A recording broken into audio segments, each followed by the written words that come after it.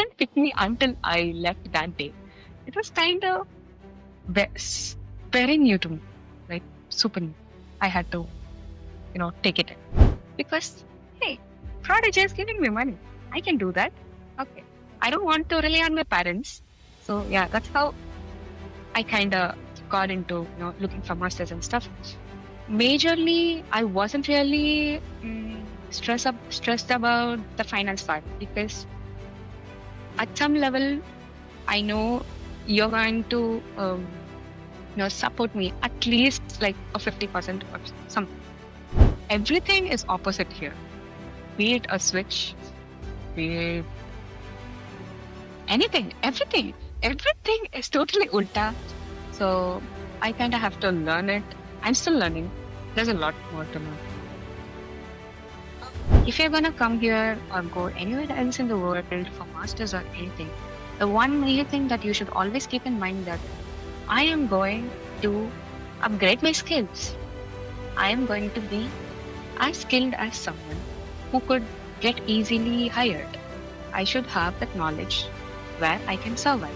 I should improve my soft skills. That should be the first thing in mind. For the girls who are coming, please kindly check whether the place, the city is kind of safe. See the crime rates. From here, you should also have fun and also, ace. Literally ace the course. Get a good GPA, and then let's figure out. Life has to be a little simple.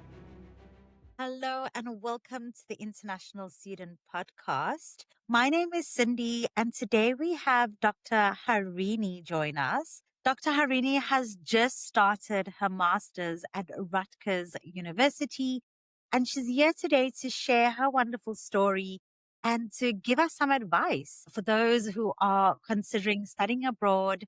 Thank you so much for joining us today, Harini. Thank you so much for having me today. Tell us more about yourself, Harini. Where are you from? I'm from South India, and I did schooling there, and I did my bachelor's in dentistry from Chennai as well. So yeah, that's about me. And I love playing volleyball. I'm a curious kid. So awesome. Yeah. Earlier on, I was going through your LinkedIn profile and I saw that you are a leader of a female volleyball Mm-hmm. team. How long have you been Yeah, playing volleyball for? since ninth standard, that was probably like more than 12 years or something. Yeah, I wouldn't say I'm a pro in that, but still, I can like manage. You're pretty good. Do you ever play beach volleyball? Yeah, I tried like last month in US. I don't know which beach was that exactly. Forgot the name, but yeah, I did play with my colleagues. It was kind of fun, and it was actually, I guess, harder than the normal one. I guess, yeah, it was nice. While I was also stalking you on LinkedIn, I saw Uh-huh. that you got the Excellence Award. So, out of 20,000 students at your university, you received the Excellence Award. Talk to us a little bit more about that. Okay. So my bachelor's were for around 5 years, and it is a pretty hectic curriculum what we used to have. So the excellence award was given to me basically because I was also leading a team. We were also participating in culturals, in poster presentations, publishing papers, also being in student organization, conducting things. I was doing a lot of things. I also kind of got first rank in one of the subjects. So it's like an all-rounder award given to me. Just kind of I'm very proud of that. Well done. You should be proud of yourself. I mean, out of Mm-hmm, 20,000 students, you were the one student that achieved mm-hmm, the Excellence Award. So well done. You must be a mm-hmm. really ambitious lady. Thank you. Thank you. I appreciate it. So, Ini, tell us about your study abroad journey. So, Mm-hmm. you've just started at Yeah. Rutgers University. You're studying your master's in biomedical science at the University of Rutgers. Is this your first Mm-hmm. time in the US and how are things going? Yeah, this is literally my first time outside India. It was kind of scary. I never really thought about the fact that I should actually leave my place and come here. I was very busy doing getting my visa, getting ready, but it didn't hit me. It didn't hit me until I left that day. It was kind of very new to me, like super new. I had to, take it in. It's been 2 months and it went good, I guess. How's it been? Any major cultural shocks? Yeah, there is. First of all, having to talk in English the whole day is kind of tiring because it's not my primary language, so it's kind of making me tired. And there's a lot. Everything is opposite here. Be it a switch, be it anything, everything is totally ulta. So I kind of have to learn it. I'm still learning. There's a lot more to learn. It must be really overwhelming. The Yeah. first time you're leaving India, the first time you're leaving your Hmm. family, moving into a whole different culture and environment. Yeah, something else you could be really proud Hmm. about. And it's kind of overwhelming, but um, I'm getting there, making it feel What like made home. you decide to study in the USA in the first place, and particularly at Rutgers? Out of all the other countries you could have done your Hmm. master's at, or Hmm. all the other schools that you could have attended, why Hmm. specifically USA and why specifically Rutgers? Hmm. Okay. USA wasn't my first option. I was looking into UK, Australia, and countries like that. But I got this idea of doing masters in biomedical science through a professor back in my university. So he's a professor here in US, and I kind of spoke to a lot of people, a lot of professors, a lot of researchers, and I understood that this is the place where actually the research or pharmaceutical companies have a very big space here. So they were the ones who actually told me to, please look into US. They have a better they have a better culture or better research facilities, everything better. So that's how I chose. And for the university, I was looking into a lot of universities. And as I told you, I was talking to a lot of professors, and one of them who actually does the same research, which I am interested in, and she is from Rutgers. So I was like, okay, why not? Let me apply for that. I never had Rutgers in my radar, but until last minute. So it was very late that I found this university, and I was pretty surprised that they had the exact same thing which I wanted to do. So I was like, I got so excited and applied. That's how it happened. Wow, congratulations. It sounds like Thank such you. an easy process for you. Talk to us about that process. So, from applying to Rutgers to obtaining your visa, what was Mm-hmm. the most challenging part of that process and how did you overcome it? Okay. Thankfully, I knew about Prodigy even before pandemic. I knew it before. I knew you guys existed. So the main reason why How I did you know chose about Prodigy Finance, by the way? my sibling applied for masters back like pre-COVID, and he also applied in Prodigy. We got to know from a family friend, so yeah. But he didn't end up going there because of COVID, of course. Yeah. So everything were changed into online courses. So he didn't end up going. So I knew Prodigy, and that's how I actually made a plan of okay, I can go for masters because hey, Prodigy is giving me money. I can do that. Okay, I don't want to rely on my parents. So yeah, that's how I kind of got into looking for masters and stuff. Yeah, majorly I wasn't really stressed about the finance part because at some level I know you're going to support me at least like a 50% or something. The other thing I can manage by myself. So the major stress I had was the visa, the major stress. Application, yes 160 and everything. That was the only thing I was so worried about, so stressed about, and not about fin. Wow, amazing. And how did the visa process go? I mean, did you start quite recently to obtain your visa? Because we know kind of what's happening with changes, you know, in the visa process, etc. How did you navigate that, and how did the visa process go for you? Okay. I think I got lucky in that because um when I applied for my visa interview, just got like what do we say? I just submitted my interview word appointment. The next day, we had the worldwide pause. It was so freaking, I don't know, scary or something. We didn't know anything. Lawyers didn't know anything, or even the seniors didn't know anything about what's gonna happen. Are we gonna get it, or are we not gonna get it? Will we have the interview even if there is a pause? There was a lot of confusions going on, and oh my god, Mary, it was that crazy because nobody had an answer. Nobody had an so yeah, we had to like have patience and just focus on what I'm gonna talk in my interview. What are they gonna ask? Or what how am I gonna respond? That was the only thing I focused on. And yeah, luckily I got it. Wow. Yes. I mean, you're currently in the US. Yeah, You've already started your studies, right? yeah. Yeah. And what are your plans for the future, Harini? So after you Mm-hmm, graduate, you're already a mm-hmm, doctor. mm-hmm. So what are you planning to do after you graduate? So I'm related in research which correlates the oral cavity microbiome and the microbiome in our gut. So I'm gonna be involved in more researches which, um, specifically analyze the microbiome in gut and in our mouth. To analyze and see how it affects our mental health or people with cardiac issues and stuff. And that's where I want to be placed in future. I'll probably do a PhD as well. Wow, that's some interesting and impactful work.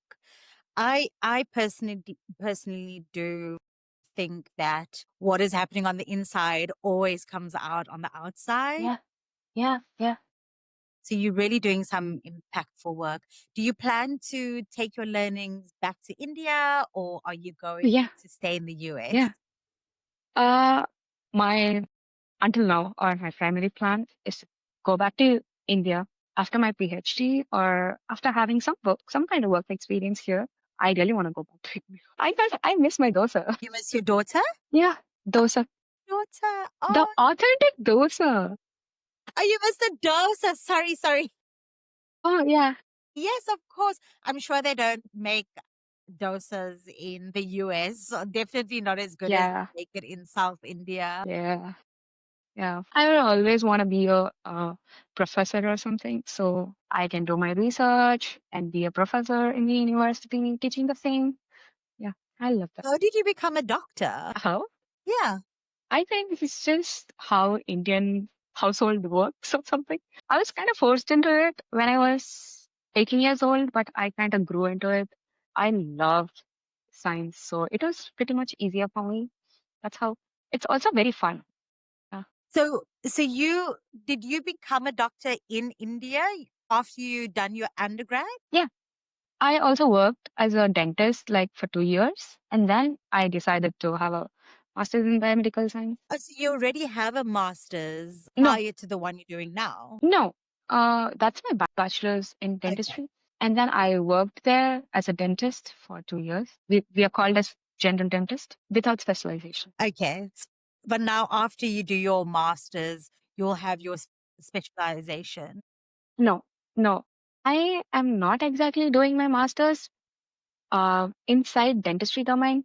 This is more of just research science kind of thing. Okay. So this is MS. So I won't get a specialization in dentistry. I have to do a master's again if I want to do.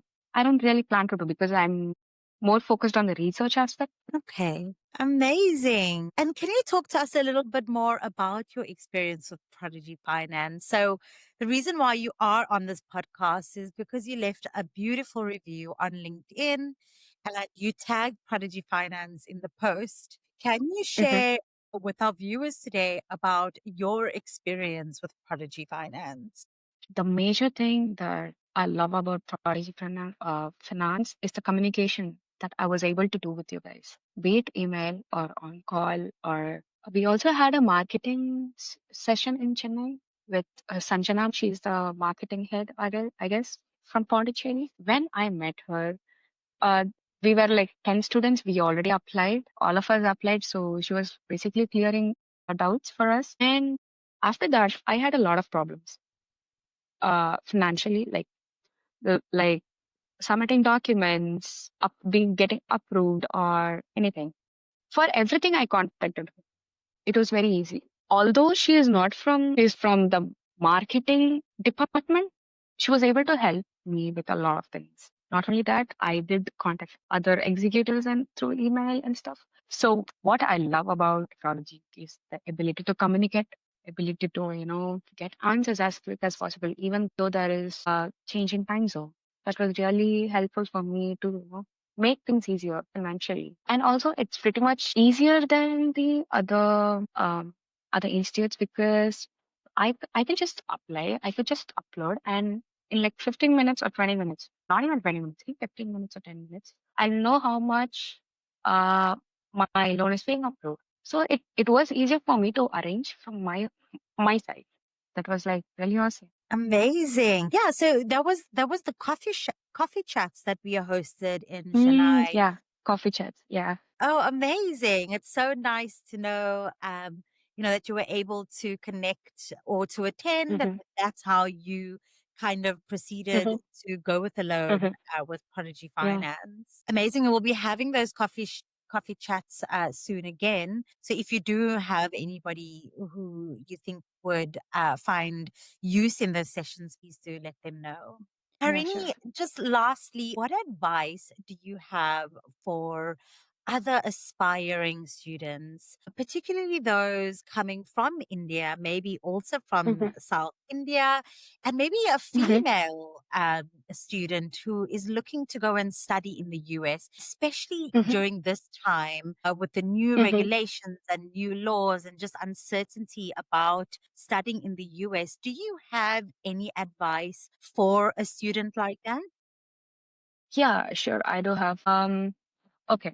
Regardless of if you wanna stay here or not, that is secondary. If you're gonna come here or go anywhere else in the world for masters or anything, the one major thing that you should always keep in mind that I am going to upgrade my skills. I am going to be as skilled as someone who could get easily hired. I should have that knowledge where I can survive. I should improve my soft skills. That should be the first thing in mind, apart from staying here or not, that is secondary. And for the girls who are coming, please kindly check whether the place, the city is kind of safe. See the crime rates. See how easy the public transport is, or how easy or how crowded the place is. Please don't go into places which is like pitch dark that there is no one. Yeah, that's what I want to tell for the female students. Apart from that, I think you should focus more on the subject, focus more on, having a great experience in your masters. Everybody is like probably 90% of the people are coming here in their 20s. Very less percentage of people like after 35 or something. So you're in your 20s. So plan it accordingly. So and like don't stress out too much. Come here. You should also have fun and also, ace the course. You know, get a get a good GPA and then let's figure out. Life has to be a little simple. Simpler stuff. Well, that's some wonderful advice. Thank you so much for that, Harini. And thank you so much for joining us today and just sharing a little bit about what you are up to and a little bit about your story. We're wishing you all the best. You've just started at Mm-hmm. Rutgers University, but we hope that you settle in, that you find your community. And we are just so happy to be a part of your study abroad journey. Thank you so much for joining us. Thank you. Thank you. Thank you so much. Great. That's all the time we have for today, Okay. folks. For our viewers, if you are interested in learning more about what Prodigy Finance does, we do provide international education loans, no collateral, no co-signers required. Visit our website, www.prodigyfinance.com to find out more. Thank you so much. And don't forget to like and subscribe to our channel.